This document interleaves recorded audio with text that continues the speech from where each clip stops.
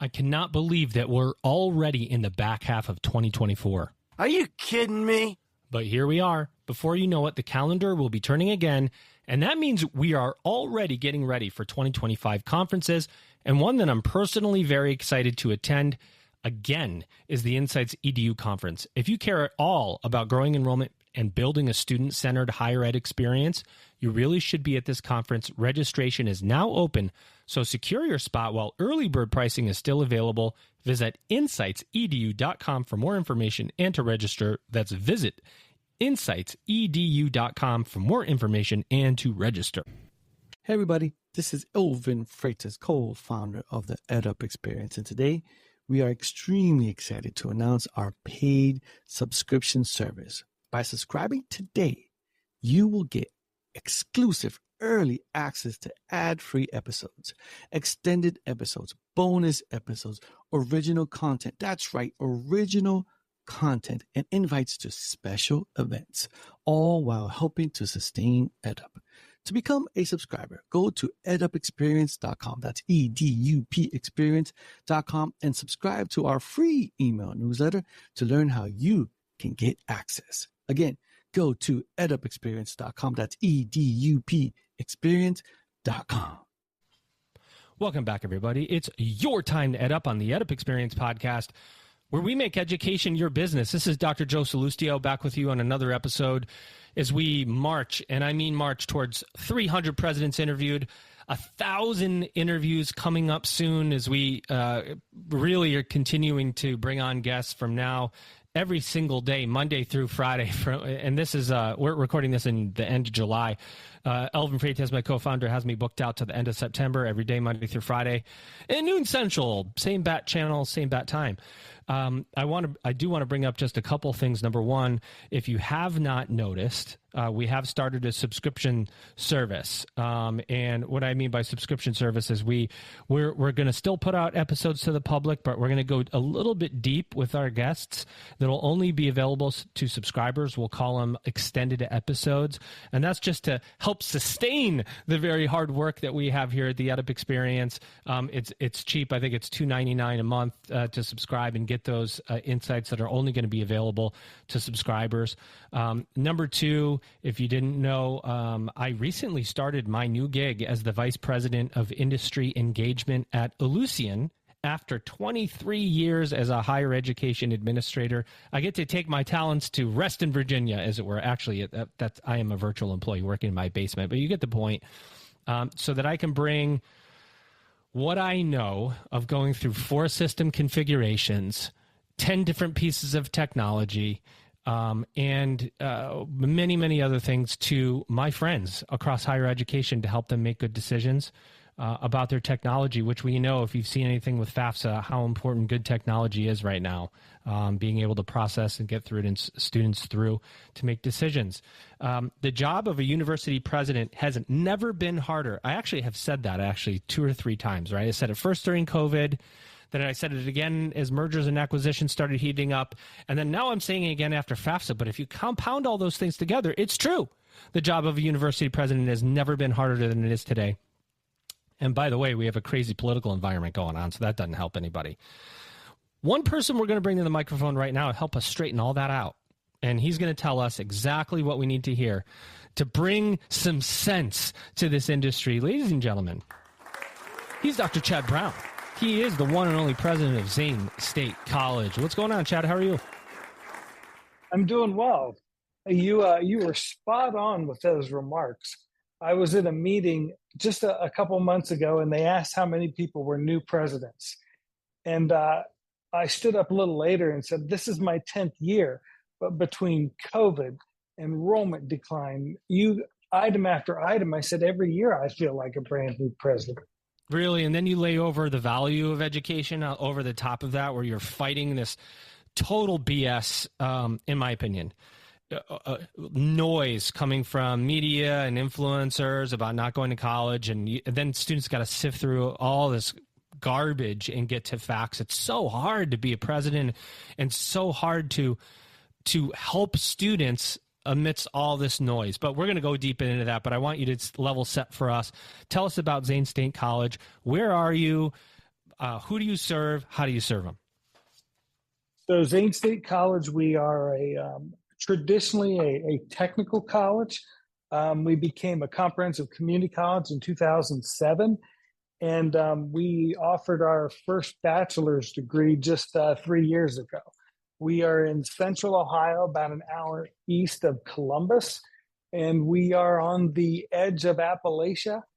We are a unique school in that we are in the city of Zanesville. So anybody who's traveled west to east across Interstate 70 is driven through Zanesville, as it cuts right through the middle of our downtown.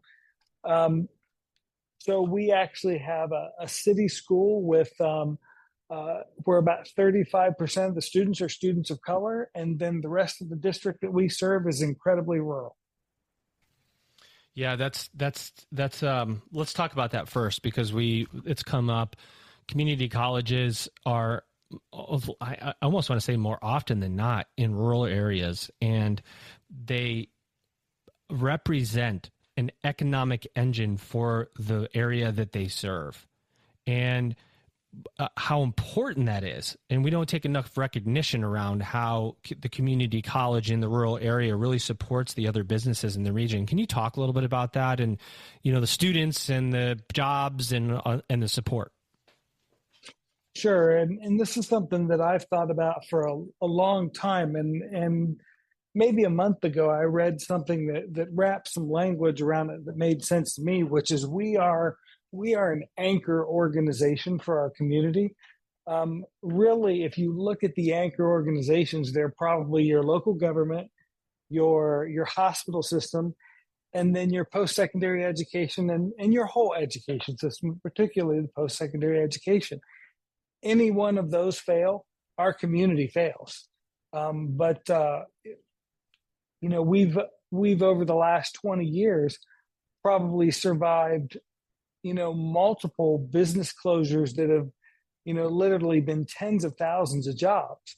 But as long as you have your educational system and you have a way to do retraining and able to engage people, you can survive that and continue to reinvent yourself. I think Zanesville has been a community that's been described as a community at risk for the last half a century, but we continue to thrive and reinvent who we are. I like your style, dude.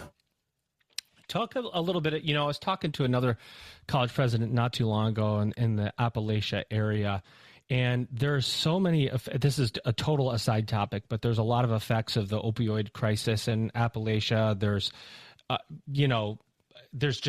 there's a lot of consequence as a result of that. Can you talk a little bit about if that's the case in Zanesville, if you see rebuilding that needs to happen within the medical community, within homes, families, and how education is playing an integral part of that, if anything? Sure, and it is pervasive, but the unfortunate piece is I really don't feel like it's much of the conversation since COVID. It kind of buried that under some more immediate challenges.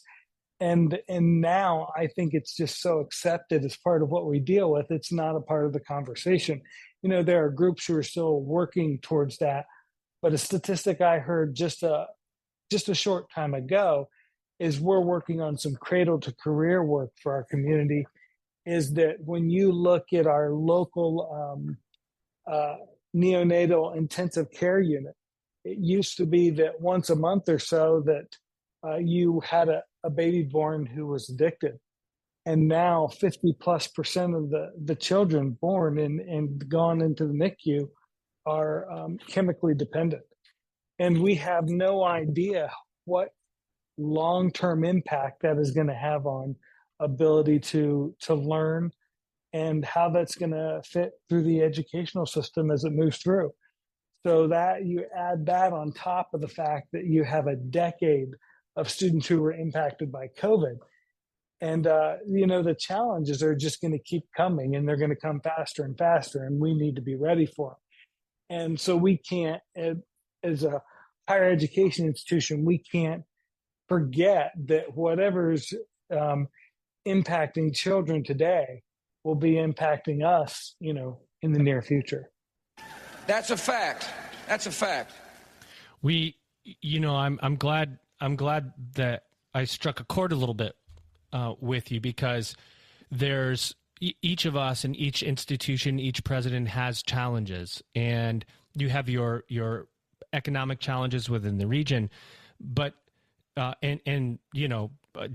chemical dependency challenges represent a whole nother layer of service. How do you even think about student support services for the COVID? Yes, a lot of people were affected through COVID. Would you call it short to medium term effects? I mean, we won't know the long term effects till later, but the chemical dependency in the region affects everything. It affects economics, it affects jobs, it affects way of life, cost of living, and just how do you, or have you had to, maybe is the better question, rethink your student services and your wraparound services for that level of need? It's a constant re-envisioning what our wraparound services look like, and that has a huge impact on how we do business. Because I think if you back up maybe 5-10 years ago, maybe 70% of your revenues could be directly, your expenses could be directly attributed to the classroom. Right. And now, with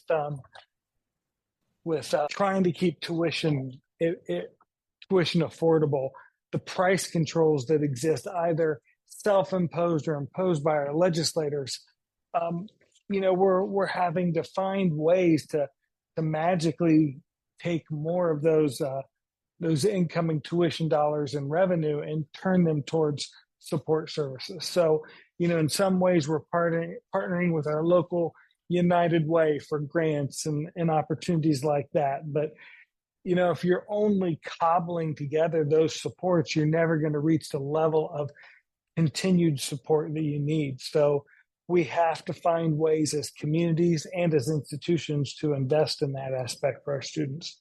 Yikes! I say, you cobbled together. Has there ever been a point in your 10 years where you haven't cobbled something together, Chad? I mean, isn't this an annual cobbling higher education? You're absolutely right. And that's a travesty. We've been talking about for maybe 2 decades, the state disinvestment in higher education. But, as it goes further and further, I've heard it suggested that our state institutions have moved to state-located institutions and may eventually just be state-affiliated institutions. It's fuzzy math. Money is always an issue, right? And so if you look at, I was thinking about this today. I read an article, and the whole tuition discounting for private colleges, this cycle itself, the FAFSA, the disruption, that has unevenly affected low-income populations, right? Because if you're well off and FAFSA didn't come through in time, your parents said, we're going to pay for you to go to college. It's a matter of where. But community colleges serve a lot of people of color, as you suggested, a lot of people from lower economic backgrounds who are completely dependent on knowing exactly what the cost is. Have you seen an impact from FAFSA simplification, quote unquote, in your community and the students and the way the feedback is coming in about higher education? Is it souring people? What have you seen? I've seen less impact directly from FAFSA than we thought we might. Really? And it may be because as a community college, our enrollment cycle tends to stretch out through the entire summer. We're always right up until that last day, where one of our local private universities, they have a date that they want a commitment by, and they have told me that over the summer they're seeing the numbers improve, and while they're not going to meet their goal, they certainly don't think they're as far away from it now as they were 2 months ago. So I can't say that's been a direct impact, but just in a rural community, just engaging people to fill out the FAFSA is a challenge to begin with, because you have a lot of people who simply don't trust the government, or you have broken families and some of the legislation around, needing the father and the mother, and how difficult it's been for people to declare themselves as independent in the past. Tell them like it is. You bring up something that is it's not funny, but it's funny because there are so many people in higher education, let's call it thought leadership. There's a lot of people that sit outside of an institution that make remarks about institutions. Some of it right, some of it way off, but that's the part of having news and news media around you. There literally are people that will not fill out a FAFSA. When you're talking about filling out a FAFSA, and I've read a lot of just go, we're going to have an initiative to have more people fill it out. There's literally people that will not provide their tax information. They distrust the government to such a degree, they will just not do it. And so then somebody tells you, well, just go convince people to fill out the FAFSA. Sometimes it's not that easy, right, Chad? Calling all higher ed marketing and enrollment management professionals. Hear, hear. The Insights EDU conference is back. This is your chance to level up your marketing and enrollment management strategies, and the EdUp Experience podcast will be there once again. Join us at the Ritz-Carlton, New Orleans, February 12th through 14th for an unforgettable conference. Registration is now open with early bird pricing. Outstanding. Hey everybody, this is Elvin Freitas, co-founder of the EdUp Experience. Are you enjoying the conversation so far? Good, I hope so. Did you know that you can actually hear this conversation early before anybody else and ad-free, so you don't have to hear my voice during these ads? And did you also know that you could get extended episodes, bonus episodes, original content? That's right, original content and invites to special events, all while helping to sustain EdUp? Well, if you didn't know, now you know. So go to edupexperience.com, that's EDUP experience.com, and become a subscriber today. First, you got to sign up to our free email newsletter, and then you'll find out how to become a subscriber. Again, go to edupexperience.com. It is not. And, you're overcoming sometimes generations of misconception. And you mentioned working with students of color or lower SES students.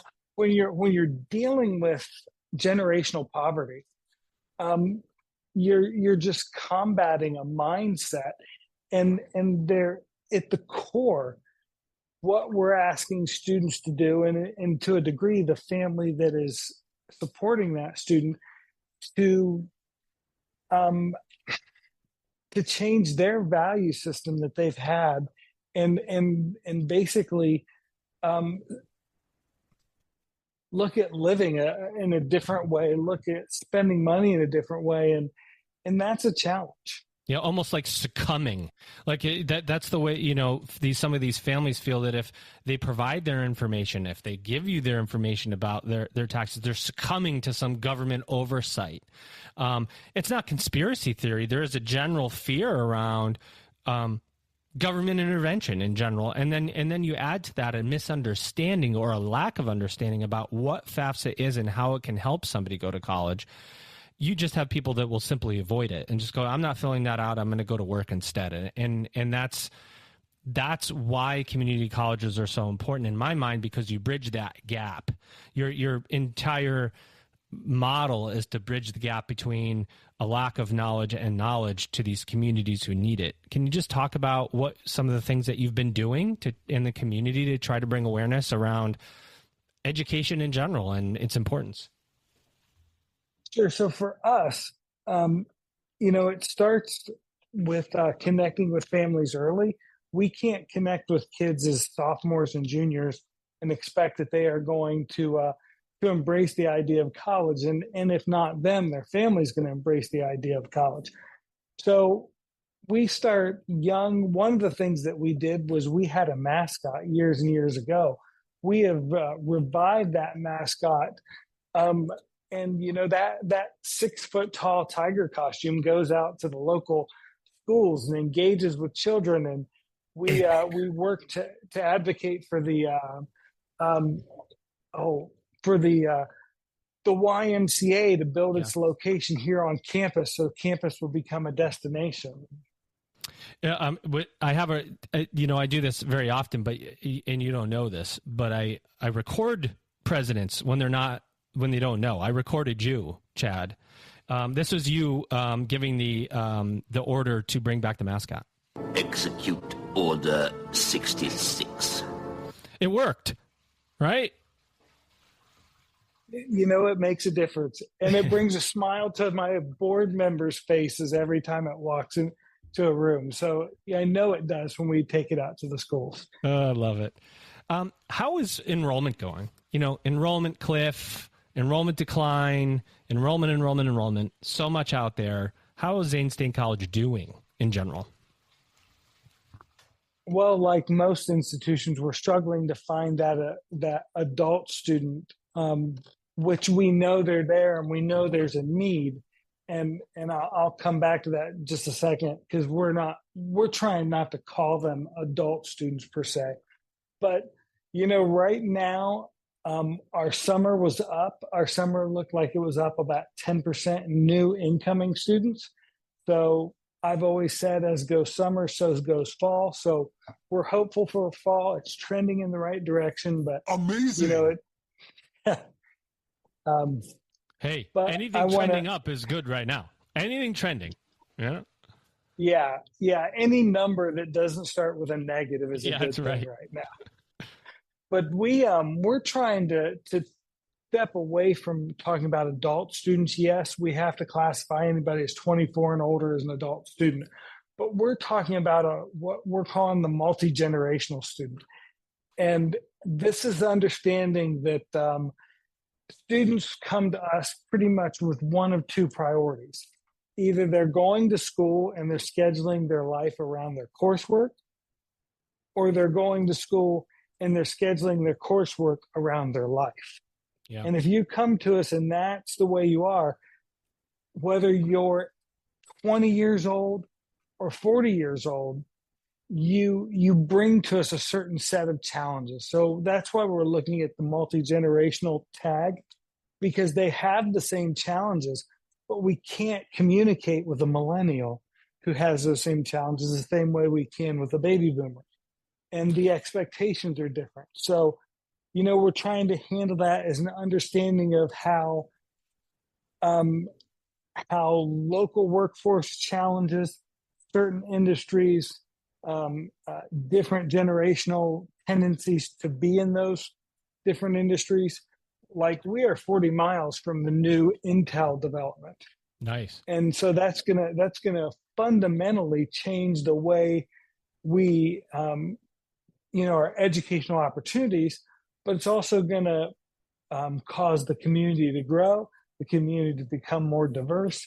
And so all of those just create additional challenges with meeting the needs of a very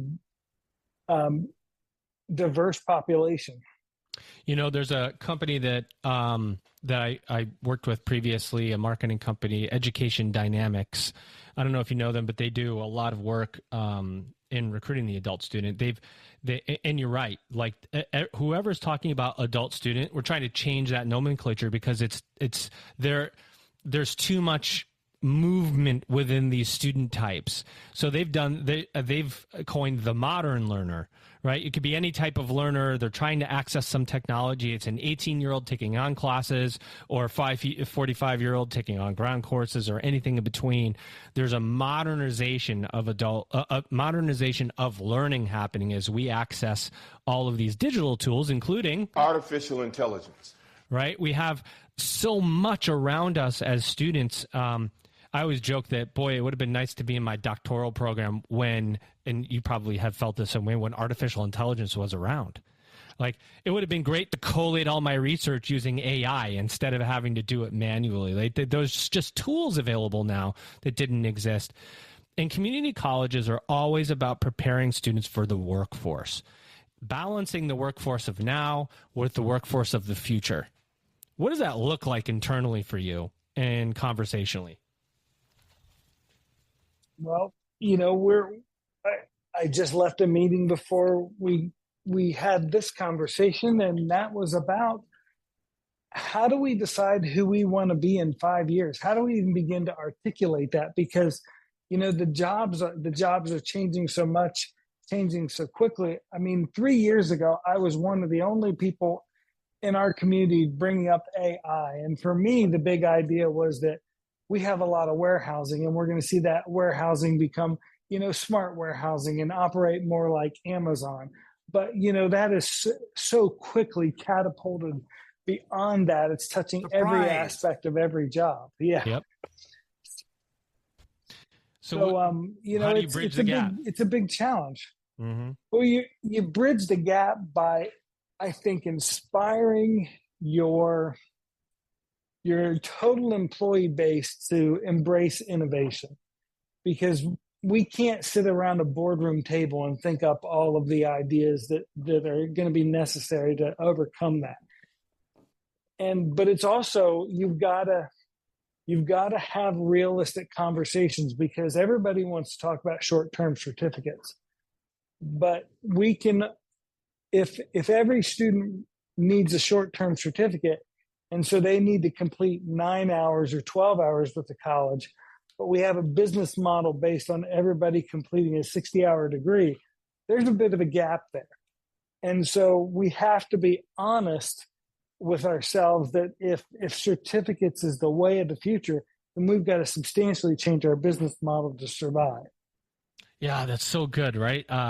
You brought up something, I'm going to come back to it, but short-term certificates. Everybody's saying it. You know what? There's short-term certificates. You need to offer more short-term certificates. The institution's going to have to offer these. The employer's going to offer these. Well, it's a whole lot easier for an employer to offer a short-term certificate of some kind because they're funded.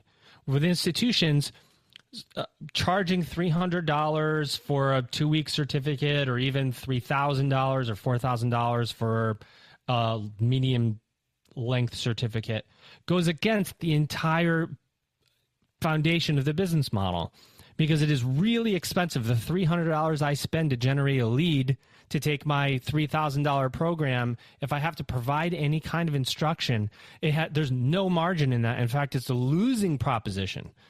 The money I make as an institution, the surplus, whatever you want to call it, is in a degree. And it's in a longer-term educational proposition, and I've put a constellation of resources around that, and I end up with a 10%, 5%, 15% margin. So the business model is functionally different. If we just went to a business-to-consumer model for short-term certificates, none of it, the institutions are not built for that. You're right. And really, our enrollment patterns have changed so much that we've got to think of the business model differently. We've got to be, so I told you that Intel's developing 40 miles down the road. So that means I need to hire more engineering technology instructors. But now I've got to compete against a growing partner in the industry who's going to pay more. So you're going to see our expenses to deliver coursework continue to go up if we don't change the model of how that's based on, how we determine what a faculty load is, or whether or not we go to school year round. And, in reality, we're trying to operate on a model that I would say is at least 50 years old and could be 400 years old when you look at how community colleges have tried to grow out of becoming mini universities. This is lunacy. You're right. How do you think differently about the model? Is there anything going through your mind where you go, you know what, if I had a magic wand, this is the way I'd break this traditional semester-based system or credit hour? Have you ever given it some thought, and over a bottle of vodka or coffee, depending on your taste? Vodka in the coffee some days. Love it. We've all found ways to take, whether it's contact hours or whatever, and equate that to credit hours. I don't think we're ever going to get away from the credit hours, but I think we do have to understand when we create a program from the very standpoint, when we're looking at limitations because we're a highly technical college. So some labs may be limited to 5 or 6 students in a lab just because of equipment. Well, when we develop that program, do we think about that from the beginning, or do we, so we're not only thinking about the equipment we need, but to run it through one time, how many sections of a single course do we need just to serve the number of students that we say we're going to get? And so I don't think that our models are always on board from a predictive standpoint. And I don't think most institutions have done a good job over the years really looking at return on investment. Yeah. And so there's this large gap there, and we're surprised when things just aren't working out. Students want to know how much they'll make when they make an investment. That one of the things I think we have to balance, and I would guess you agree, Chad, is if we could map skills to job, that is one part of higher education. The other parts of higher education are critical thinking and learning grit and perseverance. And there's stuff that comes beyond the ROI that we as an industry haven't really been good at communicating. And somehow it's allowed all these detractors to come in and say, well, there's no ROI, or there's really fuzzy ROI. And then we go, well, education's about more than just the ROI, but then we don't know how to talk about it. We don't have the talking points ready. Have you encountered that or seen that within the industry, that somehow there is more than the ROI? Believe me, it is all about dollars and cents in the end. But there's a foundation that's created for you to go on and make those dollars and cents that comes from education. I think you have to always push the ROI conversation back to where it best belongs.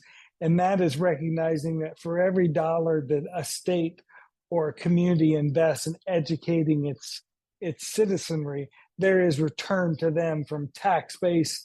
There's significant return. But then for the students, what we've got to do is we've got to show them an ROI, and sometimes without being able to talk about the actual money aspect of it. Because if you come from generational poverty, and I tell you that by coming to Zane State College versus going somewhere else for your first 2 years is going to save you $10,000, you've likely never held a $500 bill, yet alone have a context for what $10,000 means. So that's one of the challenges we face. And you're right, we've been hearing for years about soft skills, but I think the only way to really develop the soft skills is anchor that in the practice of work. We're not going to truly develop someone's inner ability to relate between people, or even just to have a conversation, by putting them through a communications course. Right. Yeah, I mean, so well said. And it's funny, the state of our industry right now, that we're fighting two fronts, right? The ROI front, we're fighting the degree value front, and there's so many things happening all the time. And in your job, you're the figurehead. You're the one that's got to execute on the strategic plan, report to the board of trustees, and then do all those other things too. So it's not an easy job. I'm going to ask you about that. I've got 2 questions for you a little bit later. But to end this part of the episode, what else do you want to say about Zane State College? Is there anything going on? Anything that you want to say? Anything about yourself? Any about your staff? Anything at all? We'll call it an open mic. Sure. Thank you for that opportunity. Well, I would do a disservice if I didn't, really just say that the core of Zane State College and what makes us such a unique institution is, I think, the people who work here, the people in our community. We have led the state of Ohio in graduation rate for almost 2 decades, and we continue to have a laser-like focus on student success. And so I would love to say that everything that we do starts with, how does this benefit students? But like any organization, that's not necessarily pervasive, but it's something that we try to make a core part of what we do every day. The reality of it is I love what I do, simply because I know at the end of the day, when I go home and, the job doesn't necessarily end, but at the end of the day, we've made a difference in people's lives. And sometimes it's helping them understand that it's in ways that they've never even thought about before. So for every person who gets a job, every family we lift out of generational poverty, we improve infant mortality rates. The change is much bigger than just this person got a degree or that person got a degree. And so we celebrate commencement. It's a huge investment for us, and it's a big spectacle. And so we have fun with it, and that's really what it's all about. Well, speaking of celebrating, I would say that we celebrate you, my friend, and the great work that you're doing in higher education. I'm going to, for those that, for our subscribers, ask you to stick around. I'm going to bring Chad back for a little bit of a extended episode and ask him one follow-up that he said. I wrote something down that I'm going to ask him about, and that's about change in higher ed, and we'll ask him just for subscribers. But for those of you that have listened and enjoyed this episode, please help me in saying goodbye to our guest. Ladies and gentlemen, he's Dr. Chad Brown. He is the president of Zane State College. And Chad, we hope you had fun here on the podcast. Had a blast. Thanks for having me. Ladies and gentlemen, you've just EdUp. Higher education is evolving. And if you're in marketing and enrollment management, then you need to be at the Insights EDU conference. That's a fact. That's a fact. Insights EDU 2025 is happening February 12 through 14 in New Orleans, Louisiana. This is your chance to explore the latest trends in higher education and discover new and innovative strategies to level up your program marketing and enrollment. Hear from some of the best speakers in the industry, from companies like Google, LinkedIn, Adobe, and more. Registration is now open, so secure your spot while early bird pricing is still available. Hey everybody, this is Elvin Freitas, co-founder of the EdUp Experience. Did you enjoy that conversation? I hope you did. Did you know that you can actually hear this conversation early on and ad-free? And you can also hear extended episodes, bonus episodes, original content. That's right, original content, and invites to special events, all while helping to sustain EdUp. Did you know that? Well, if you didn't know, now you know.